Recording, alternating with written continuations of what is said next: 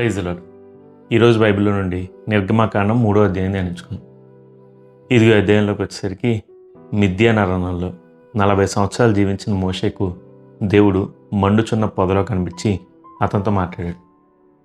ఇదిగో అతనితో మాట్లాడి, నేను నీ ద్వారా ఇశ్రాయేలుని ఐగుప్తు బానిసత్వం నుంచి విడిపించి కానాన్ దేశంలో చేరుస్తానని, ఇదిగో ఇలా చేసేటప్పుడు ఐగుప్తు రాజు నీ మాటలు వినడని, దాని ద్వారా నేను మీ మధ్య అనేక అద్భుతాలు చేసి వాళ్ళందరి మధ్యలో మిమ్మల్ని బయటికి తీసుకొస్తానని దేవుడు చెప్పాడు.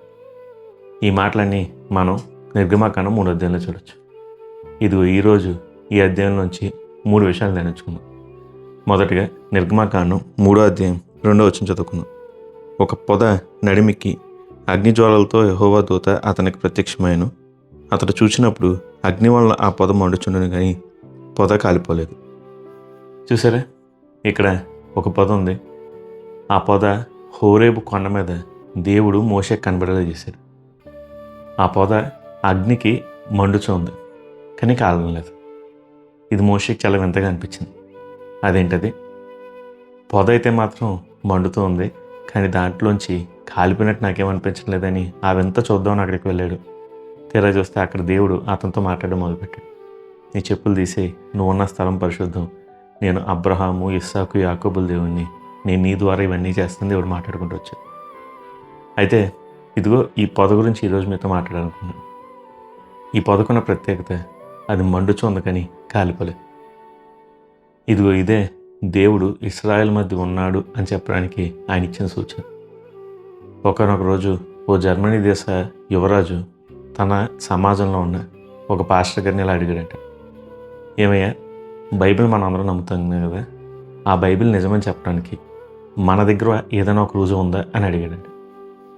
అప్పుడు ఆ పాస్టర్ గారు ఏమాత్రం తడుముకోకుండా, ఉందండి, ఇదిగో మన మధ్య యూదులు ఉన్నారు చూశారు, వాళ్ళే మన మధ్య దేవుడు పెట్టిన సాక్ష్యం అని చెప్పాడండి.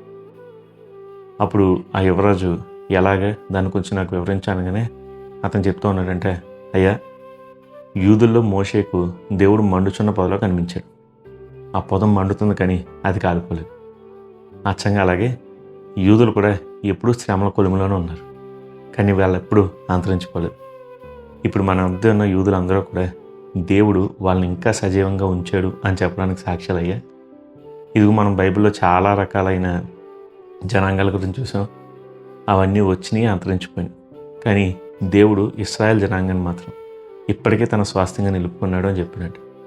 అలాగే ఆ రాజుగారిని ఇంకో మాట అడిగాడంట, అయ్యా, ఇశ్రాయేల్ జనాంగాన్ని నేను ఎప్పటికే చూపించగలను, కానీ మోషే మిద్యానికి వెళ్ళాడు కదా, మిద్యాన్ అనే పేరు బైబిల్లో ఉంది కదా, మరి ఆ మిద్యాన్ జనాంగాన్ని మీరు నాకు చూపించగలరని. అతను అన్నాడు, నాకు తెలీదు అని. ఆ పాస్టర్ గారు కూడా అన్నారు, అవునయ్యా, వాళ్ళు ఎక్కడున్నారు నాకు తెలియదు. ఇదిగో ఇశ్రాయేల్ కాలం ముందే ఎన్నో జనాంగాలు పుట్టినాయి, ఎన్నో జనాంగాలు అంతరించిపోయినాయి, కానీ దేవుడు ఇశ్రాయేల్ మీద దృష్టి ఉంచడం వల్ల వాళ్ళు ఎప్పటికీ నిల్చున్నారు.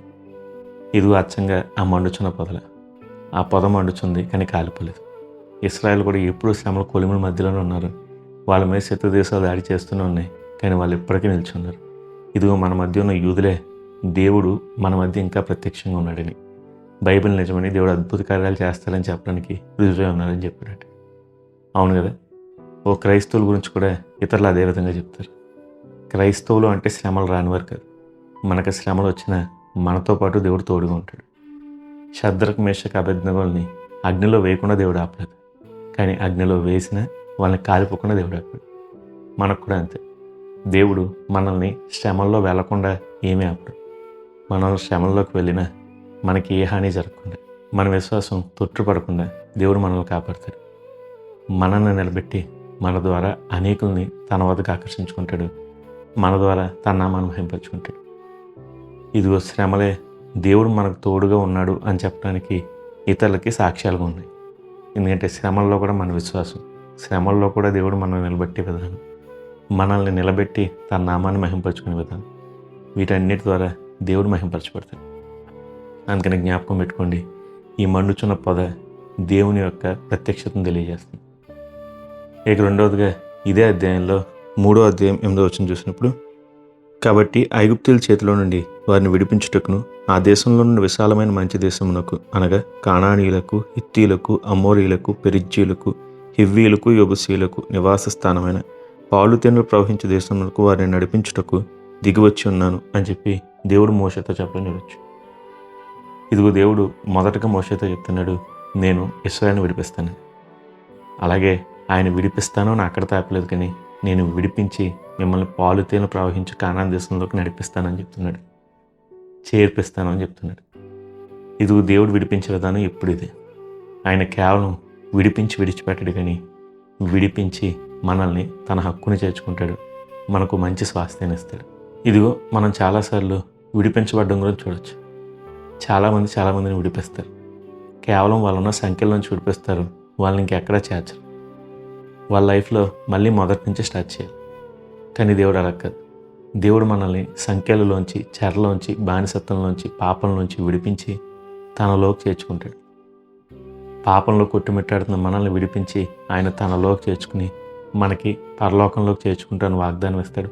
పరిశుద్ధులుగా మనల్ని మారుస్తాడు. ఇదే దేవుడు విడిపించే విధానం. ఆయన ఇప్పుడు విడిపించి కోరుకోడు, కానీ ఆయన చేర్చుకుంటాడు కూడా. ఇది ఇశ్రాయేలుకు కూడా దేవుడు అదే చెప్తున్నాడు, నేను మిమ్మల్ని ఐగుప్తులోంచి విడిపించి మిమ్మల్ని కానాన్లోకి పాలు తేనెలు ప్రవహించే దేశంలోకి చేర్పిస్తాను. అందుకనే ఎప్పుడూ ఈ విషయాన్ని మర్చిపోకండి. దేవుడు మిమ్మల్ని కేవలం విడిపించలేదు, ఆయన మిమ్మల్ని చేర్చుకున్నాడు కూడా.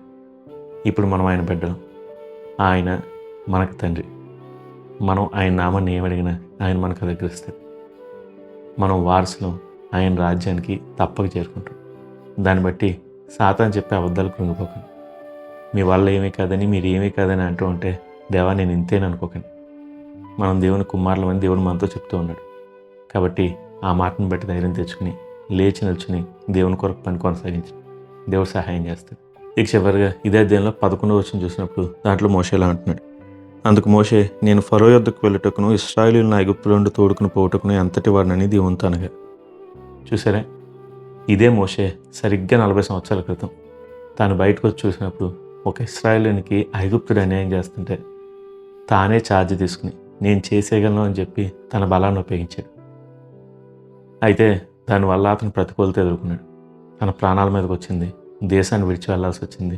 మిద్యాన్లో గొర్రెల కాపరిగా మారిపోయాడు. ఇప్పుడు 40 సంవత్సరాలు దేవుడు అతనికి ట్రైనింగ్ ఇచ్చాక అదే మోషేతో దేవుడు మాట్లాడుతుంటే మోషే అంటున్నాడు, దేవా నేను ఎంతటి పడినాను. ఇదిగో దేవుడు వాడుకునే విధానం ఇది. దేవుడు ఎప్పుడు నేను అన్నీ చేసేయగలను అంటే తీసుకోడు. దేవా నా వల్ల ఏమీ కాదు, నువ్వు నాకు బలం దయచేస్తే నీ ద్వారా నేను చేస్తానని చెప్తే చేయించుకుంటాడు. నా జ్ఞానం ఉంది, నాకు తెలివి ఉంది, నా సొంతంగా నా బలంతో నేను చేస్తాను అంటే దేవుడికి పనక్కర్లేదు. ఎందుకంటే మన జ్ఞానం కొంతకాలం నిలుస్తుంది. దేవా నేను అంతటి వాడిని, నా వల్ల కాదు అన్నప్పుడే దేవుడు అంటాడు, నీ వల్ల కాదని నాకు తెలుసు, బట్ ఇప్పుడు నేను నీ ద్వారా పని చేయించి నా నామాన్ని మహింపరుచుకుంటాను. పౌలు గారు అంటారు కదా, నేను ఎప్పుడు బలహీనున్నా అప్పుడే బలవంతుని. అలాగే ఆయన అంటాడు, నన్ను బలపరిచి క్రీస్తు నేను సమస్తం చేయగలను. అవును, మనం మన బలం ద్వారా ఏమీ చేయలేం, మన జ్ఞానం ద్వారా ఏమీ కలగదు. దేవుడు దయచేస్తేనే మనకి ఇవన్నీ కలుగుతాయి. కాబట్టి నా బలం నా జ్ఞానం అంటూ దేవుని చిత్తానికి వ్యతిరేకంగా వెళ్ళకండి. నా వల్ల కాదు, నేను చేయలేను అని చెప్పి దేవుడు మిమ్మల్ని పిలుస్తుంటే ఆగనకండి. ఎందుకంటే చేసేది మనం కాదు, ఆయన. మనం కేవలం ఆయనకు సబ్మిట్ చేసుకుని ఆయన ఎలా నడిపితే అలా నడిస్తే చాలు. ఆ తర్వాత ఆయనే వాడుకుని తన నామాన్ని మహింపరుచుకుంటాడు. మోషేని దేవుడు వాడుకున్నాడు కదా. ఇప్పటికీ అందరూ మోషే గురించి మాట్లాడుకుంటున్నారు. అవును, దేవుడు నా వల్ల కాదు అన్న వాళ్ళనే వాడుకుని తన నామాన్ని మహింపరుచుకుంటాడు. మనకెందుకు భయం? విన్నారు కదా, ఇదిగో మండుచున్న పొద దేవుని ప్రత్యక్షతను చూపింది. ఇశ్రాయేలు ఎంతగా శ్రమలు వచ్చినా దేవుడు తమతో ఉన్నారని ఇప్పటికీ నిరూపిస్తూ ఉన్నారు. అదేవిధంగా క్రైస్తవులు కూడా మనకు శ్రమలు వచ్చినా మనం తొట్టెలము, మనం కూలిపోము, మనం నశించిపోము, మనకు తోడుగా దేవుడు ఉంటాడు. ఇక రెండవదిగా దేవుడు మనల్ని విడిపిస్తే కేవలం విడిపించడు, కానీ మనల్ని చేర్చుకున్నాడు కూడా. ఆయన మనల్ని చేర్చుకుని తన కుమారులుగా చేసుకున్నాడు. కాబట్టి మనం వారసులు. సాతాను చెప్పే అబద్ధాలకు వంకాను. ఇక చివరిగా నేను అన్నీ చేయగలను అంటే దేవుడు ఏమీ చేయడు. దేవా నా వల్ల కాదు, నీ చేతికి నన్ను నేను అప్పించుకుంటున్నాను, నీ ద్వారా నన్ను ఏమైనా చేయని అంటే దేవుడు మనని బలంగా వాడుకుంటాడు. ఇదే విషయాన్ని నిర్గమాకాండం 3వ అధ్యాయం ద్వారా దేవుడు మనతో మాట్లాడుతున్నాడు. మరి ఈ విషయాలకై చిన్న ప్రార్థన చేద్దామా? ప్రార్థన. పరలోకమైన తండ్రి, ఇది నన్ను ఇచ్చిన వాక్యాన్ని బట్టి నీకు వందనాలు. దేవా మండుచున్న పొదల దౌతుని మోషే కనబడి నీ నమ్మకత్వాన్ని నిరూపించుకున్న దేవా నీకు వందనాలు. దేవా నీ ప్రజలు బాధల్లో ఉంటే దౌతుని చూస్తూ ఊరుకునేవాడు కాదు, నీవు దృష్టించేవాడు, నీ ప్రజలను దర్శించేవాడు ఉన్నాను తండ్రి. దాన్ని బట్టి నీకు వందనాలు. దేవా, నా వల్ల అన్నీ అవుతుంది అంటే నువ్వు నన్ను వాడుకోదావు తండ్రి. నా వల్ల కాదు దేవా, నీ వల్ల మాత్రమే నేను సమస్తం చేయగలను అన్నప్పుడు దేవా, నువ్వు మమ్మల్ని వాడుకుని నీ నామాన్ని మహిమ తెచ్చుకుంటావు. మాతో మాట్లాడినందుకు నీకు వందనాలు. నువ్వు మమ్మల్ని విడిపించినందుకు, నీ కుమారులుగా చేసుకున్నందుకు నీకు వందనాలు. ఈ మాటలన్నీ మా హృదయాల్లో ఉంచుకుంది అతను 30 60 100 ఫలింపజేయమని వేడుకుంటు నా ప్రభును ప్రియరక్షకును నజరేయుడైన యేసుక్రీస్తు నామములో ఈ చిన్ని ప్రార్థన అడిగి వేడుకుని పొందుకుని నిన్నే స్తుతిస్తున్నాను పరలోకపు తండ్రి. Amen, amen, amen. God bless you. Have a blessed day.